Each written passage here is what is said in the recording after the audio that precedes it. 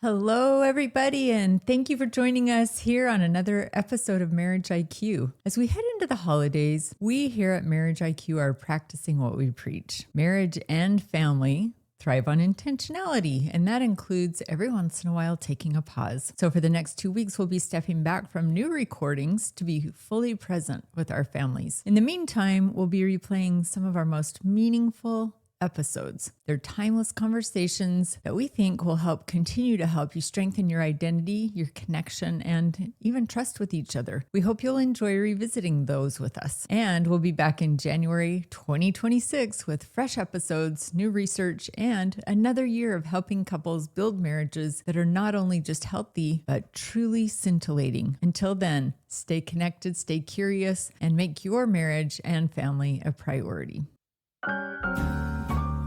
Welcome to Marriage IQ, the podcast helping you become an intelligent spouse.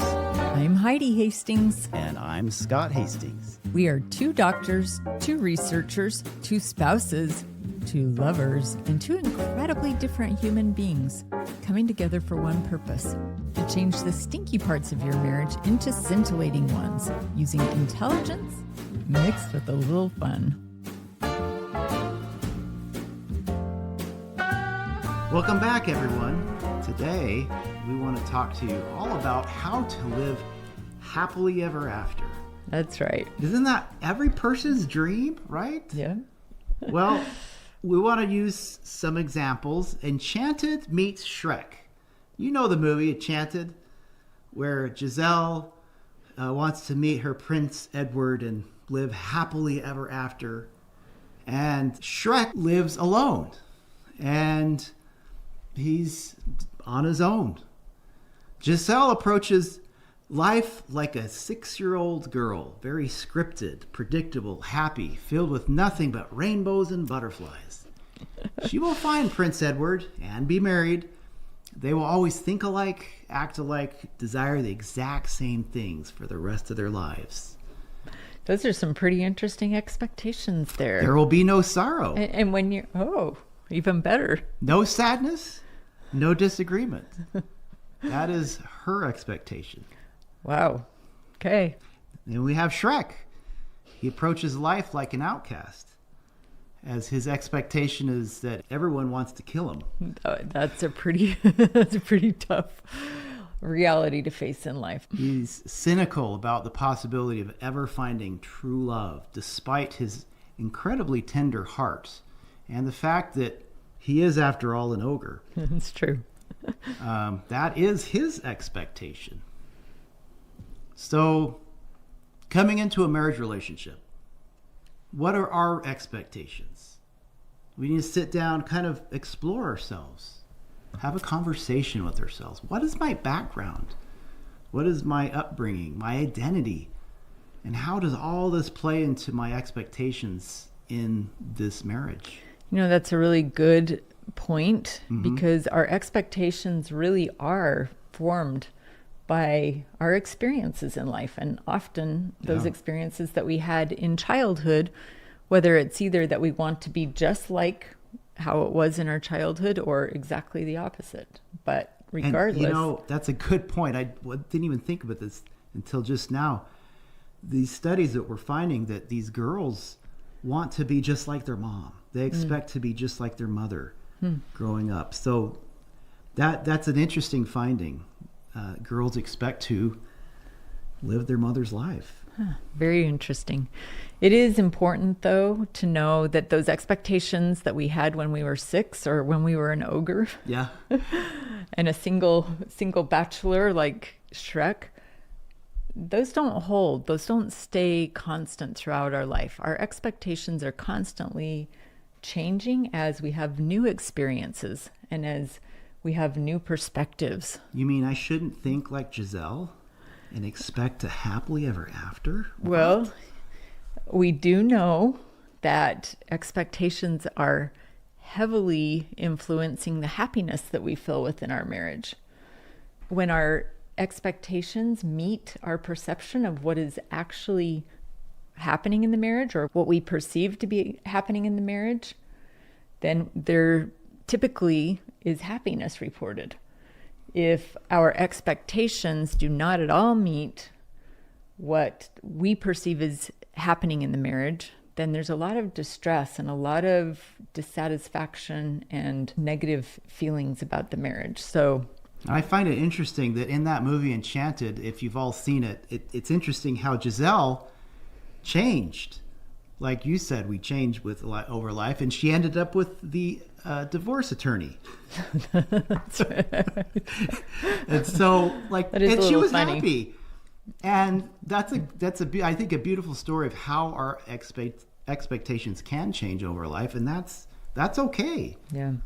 So Scott and I have talked about expectations quite a bit the last few years, and we think that we're pretty good at understanding each other's expectations. However, within the last couple of weeks, we've had opportunities, two big ones, to re-examine what our expectations are and find maybe where we weren't on the same page and we needed to redefine some of those expectations. And I wanted to share one with you. Well, let me just say from the outset, this is hard, a little bit hard for me because it's very vulnerable what you're going to share. But I have agreed to share it because I want everyone to experience an example that we've worked through. And to be honest, we can laugh about it a little bit now. At the time, it was a little bit distressing. But Christmas Eve, this is like a few weeks ago, midnight, I'm sitting down in my office. I was wrapping all the presents for all of our family. I was listening to Christmas music. We'd gotten books for all of our children for Christmas, and I'd asked him if he would write a message inside. I was watching It's a Wonderful Life because I do that every year. That's right. It's a Wonderful Life. He walks in my office and sees all of the Christmas stockings that I have filled. And then there's mine sitting there empty. And this look of horror comes across his face. I didn't say anything other than, "Do you have things for my Christmas stocking?" And he said, "No." And I said, "It's okay. I have presents here on my desk that my sister sent me for Christmas. I'll just put those in the Christmas stocking. Nobody will know the difference." But you know the difference. Well, for most of our marriage, he has filled my Christmas stocking, but I also wasn't too ruffled by it. A little disappointed, I'll say. I had some things sitting there on my desk that the kids hadn't seen, and it worked okay. But wait, there's more. That night, I take all the Christmas presents upstairs. They're wrapped very, very nicely. Sections for each child and for each of us where all the Christmas presents go. And I had several Christmas presents for Scott. Several. And then he brings up one present and he puts it in my space. I thought, oh, this is exciting. This is good. This is going to be something pretty nice. Christmas morning, we're opening all of the presents. And then it comes my turn. Or one present. I had one present that I opened, and lo and behold, it was a leaf blower. Look.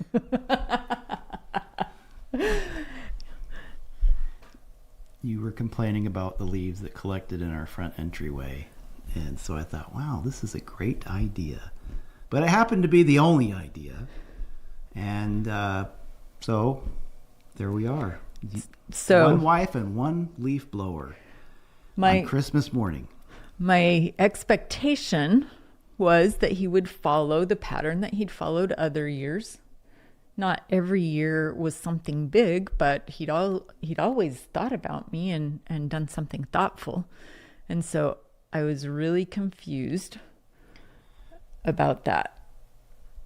Okay. Didn't say anything about it. Tried to laugh about it a little bit, make some jokes about it, and say, yeah, I have really been frustrated by the leaves that are accumulating on the front porch.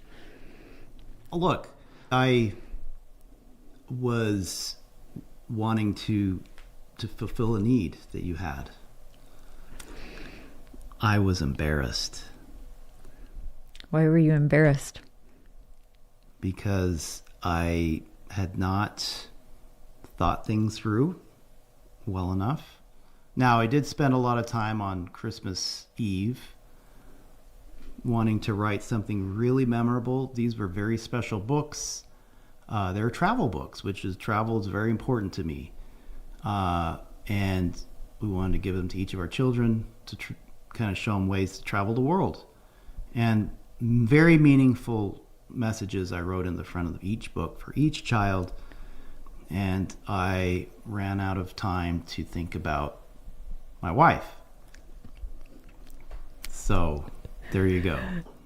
I was really confused. He was projecting his feelings of shame and embarrassment onto me, thinking that I thought he was a terrible human being and that he didn't love me and that he didn't care about me.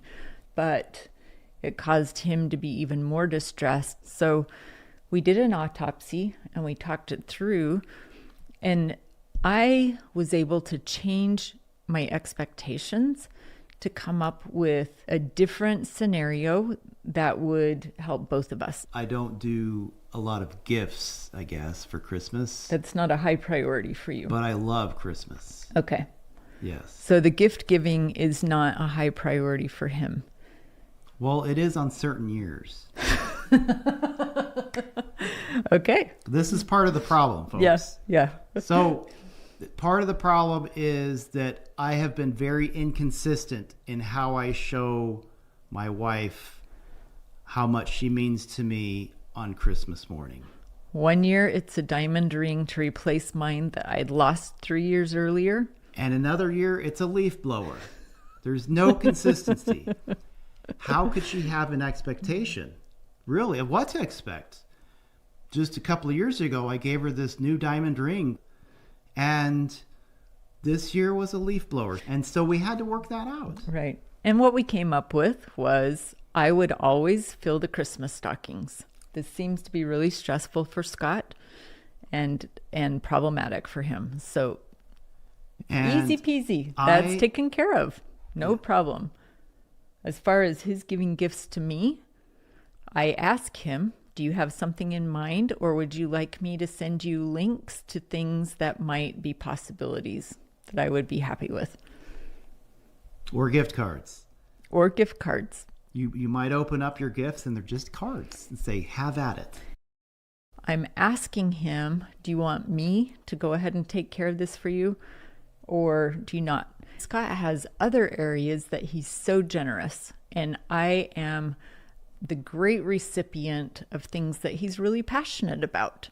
And so letting go of some of the expectations, even though they were based on past history, was important. Shifting my thoughts, coming up with what will win for both of us, because ultimately what we really both want is to show each other our love for each other. And we just have different ways of doing it. We have different values. Yeah. And we're going to jump into all that. Yeah. So we call that the parable of the leaf blower. And hopefully when you hear the parable of the leaf blower any other time, you'll remember that important story that we learned of continually discussing what our expectations are, not just once and then letting it ride for several years.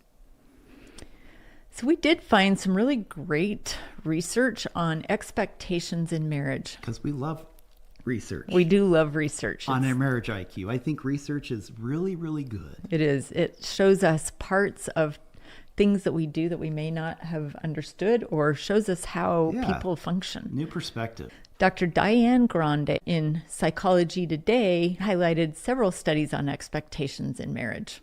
The first one was by Eli Finkel. Dr. Eli Finkel is one of my favorite researchers.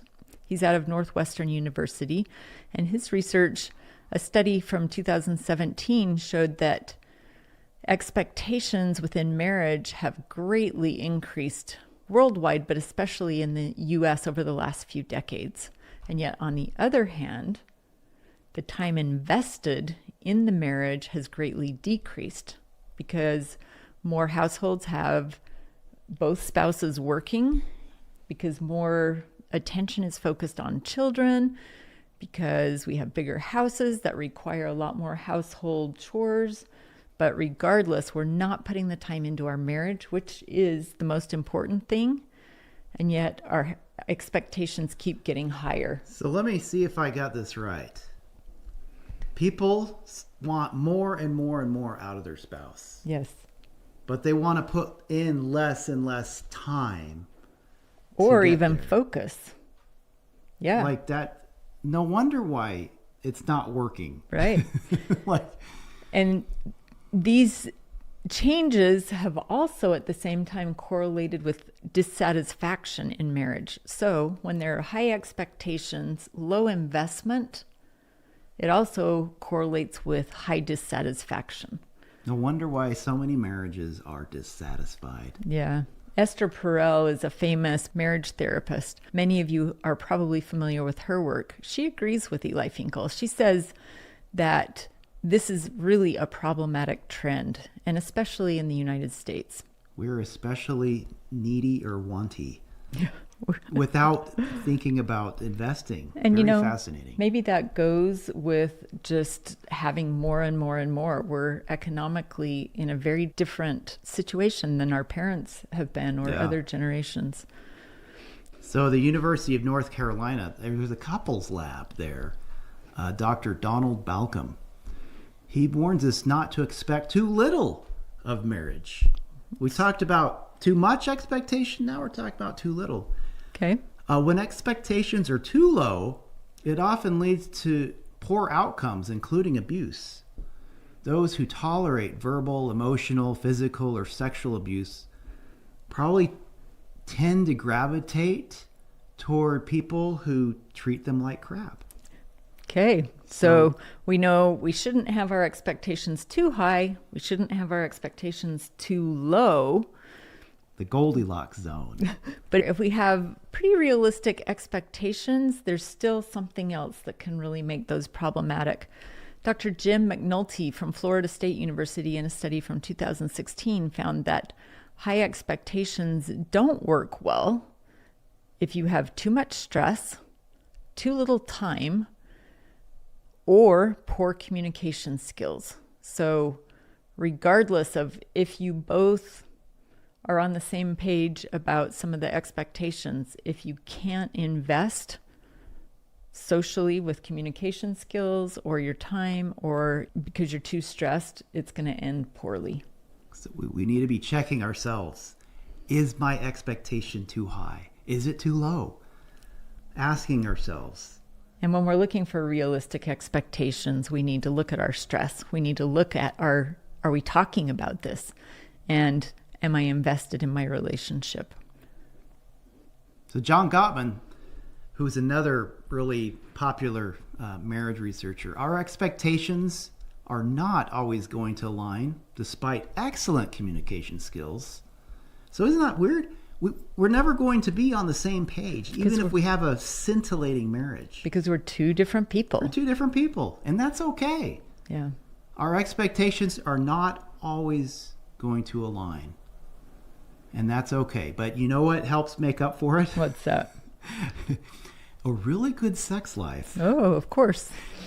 Friendship, and learning how to communicate conflict in a constructive manner. Emotional intelligence. We talked in a prior podcast about, Gottman says about 69% of these conflicts are not really solvable. And that's true. That just because you have conflict doesn't mean you don't have a fantastic, scintillating marriage. Well, and while he says they're not solvable, I think they can be understood. If we understand what each other's expectations are, at least we know what we're playing with. We know what we're dealing with, and there's less distress, less dissatisfaction. Well, and maybe we can even put in there without some compromise. That those 69% might be solved with some compromise. Okay, that's great. So let's talk about what is realistic, what is unrealistic. Well, we're going to talk a little bit about that. The National Survey on Marriage in America, they interviewed divorced people. 45% of the divorce respondents said that divorce was at least in part because of unrealistic expectations. Now, we didn't get whether they thought they were unrealistic or they thought their partner was unrealistic. Well, and really the important part of this finding is this makes it a very vital topic to talk about. What we're talking about today is so important that in almost half of divorces, it weighed in. So if you haven't talked about expectations, now is a great reminder to do that. I want to give you a little example from the medical field. I'm a medical physician. About unrealistic expectations. Okay. It is not realistic for me to expect a 72-year-old male, 320 pounds, diabetic, high blood pressure, heart disease, and a penchant for deep fried Twinkies, and sitting in his lazy boy for 10 hours a day to actually start exercising and eating vegetables and changing the way he looks at food and drink. Okay. And getting out there and exercising like Rocky Balboa. Like, it's just not realistic for me as his physician to do that. It's possible. But to make drastic changes, to expect our partner to make drastic changes is probably not realistic. Yeah, like it's definitely possible. It's not outside the realm of possibility, but it's really not probable. Okay. And so that is an unrealistic expectation. Okay. So other examples of unrealistic expectations. This comes from, it's called First Things First. It's a nonprofit organization that provides resources for couples and parents. Yeah, we found that resource, and it has really great things in it. FirstThingsFirst.org. Lots of great resources for parenting and marriage. So I guess I could, in there they say, my spouse should be able to read my mind. That we should be able to spend all of our time together. So you're saying those are unrealistic expectations? Yes. Okay. That my spouse is responsible for my happiness. Yeah, I can't expect you to make me happy. Yeah, well, one of the reasons why is these are all nebulous ideas. Like, how on earth, if you're responsible for my happiness, what do I even know what happiness is, right? So unrealistic expectations are often never talked about with each other, but almost always assumed. Yeah. Some other possible unmet expectations that a spouse might have is that you're going to complete me, or that you're never going to change. You're going to be the same person I married forever. Yeah. Or that your life should revolve around me. Or maybe even that my way is right and your way is wrong. Sometimes in your off hours, maybe. So talk about realistic expectations, Heidi. Well, some of the realistic expectations, if we communicate about them, are perhaps how we could share household duties. Maybe that we will have joint decision-making power in our finances. That we'll always put each other first in our marriage. That's really big. We believe, and we talk about a lot, that our relationship with each other comes even before our children. That doesn't mean our children aren't a priority sometimes, but ultimately we put each other first. Indeed. Can you think of any realistic expectations that you could add to that? We are sexually tied to only each other. That's pretty realistic, right? Mm-hmm. We want to fulfill and to be fulfilled in each other. I think that's realistic to a point, but again, we're individuals, and to expect our partner to completely fulfill us isn't realistic, because in large part I also need to find things that fulfill myself. We want to grow older together despite radical changes that may occur in our lives. Okay. Like, you might break your neck and be in a wheelchair. Things like that. We want to explore with each other and on each other. Okay. I think that's pretty realistic. I think that all of those expectations are really good things to think about. And for every couple, they're going to have different expectations. These that we just mentioned are ones that we think are realistic, but talk with your partner. You may have some different ones. Yeah, what's realistic, what's unrealistic in your partnership. But ultimately, if you want to improve your marriage, think about changing some of your own expectations. Wait, what? Why can't I get what I want?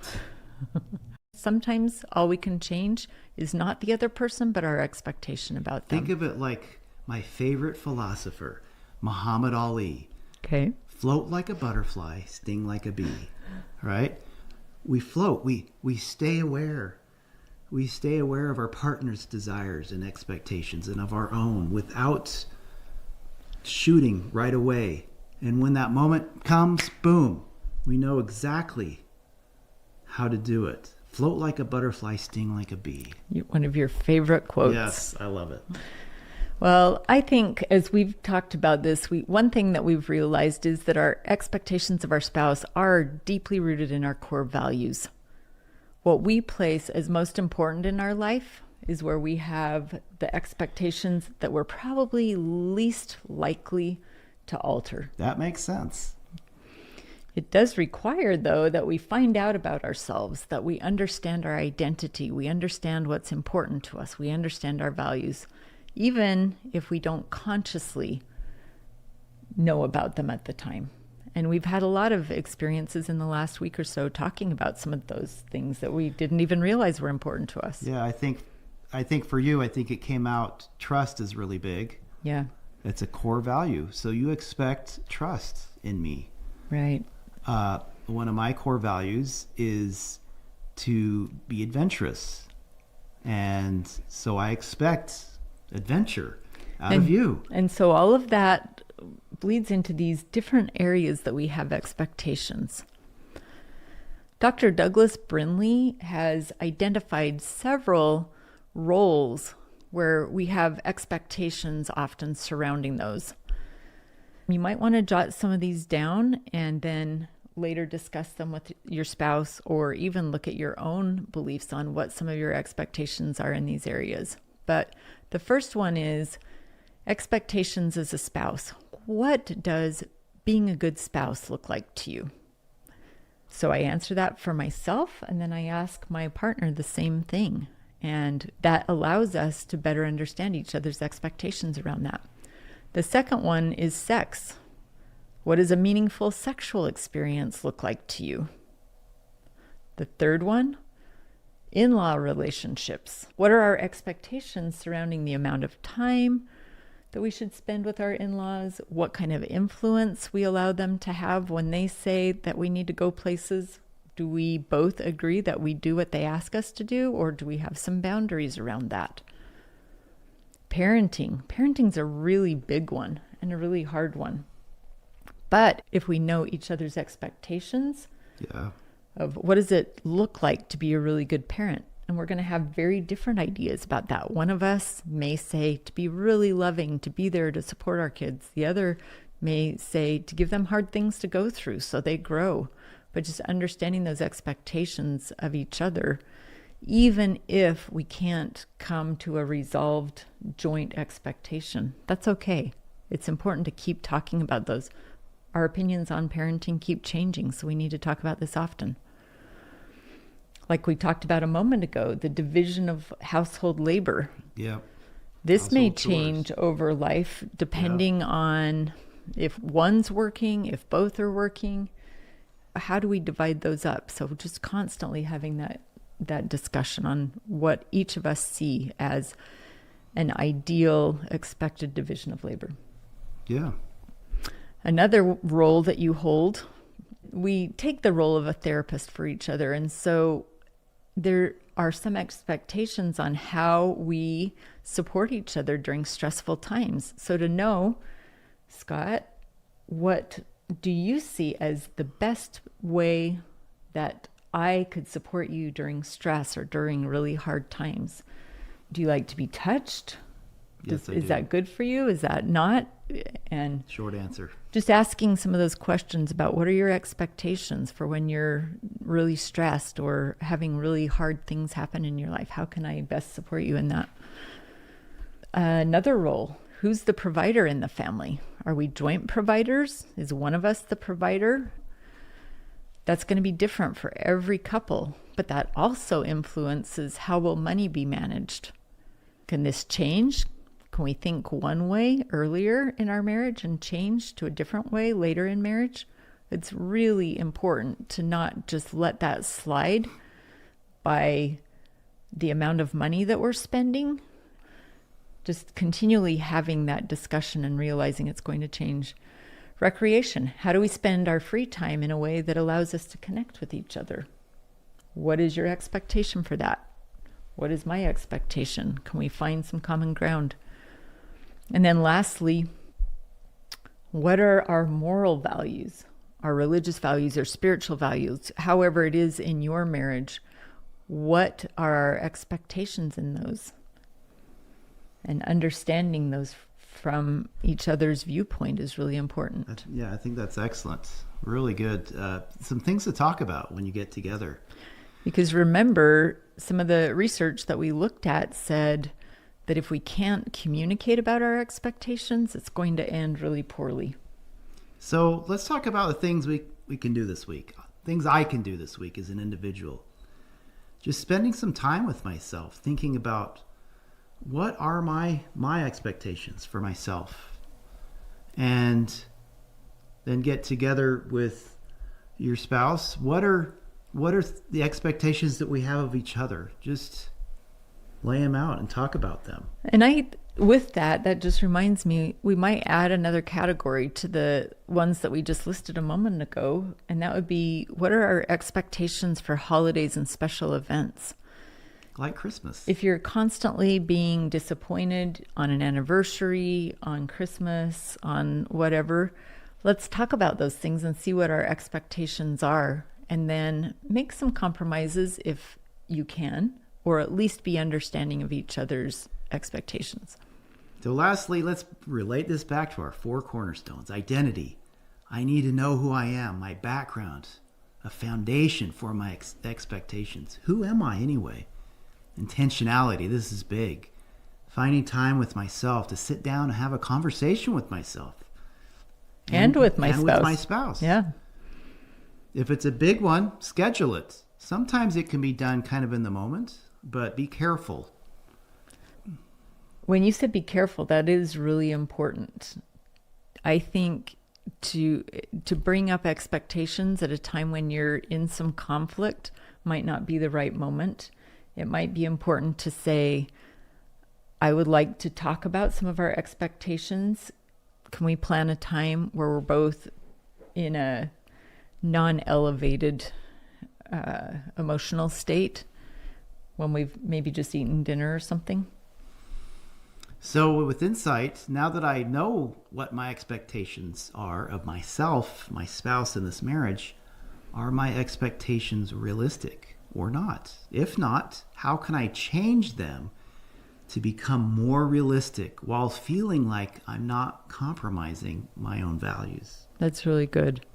And then intimacy, sharing your newfound discoveries with your spouse in a quiet, intimate moment together. Talking about what's going on in our own heads, which is where we keep most of our expectations, creates emotional intimacy. When we verbalize them to each other, that is something we don't talk to a lot of people about. And it does help us be connected more vulnerably with each other. We really hope that the things that we've shared with you about expectations will open up some new possibilities for you to think about and discuss with your spouse this week. And until next week, we love you. Have a great week.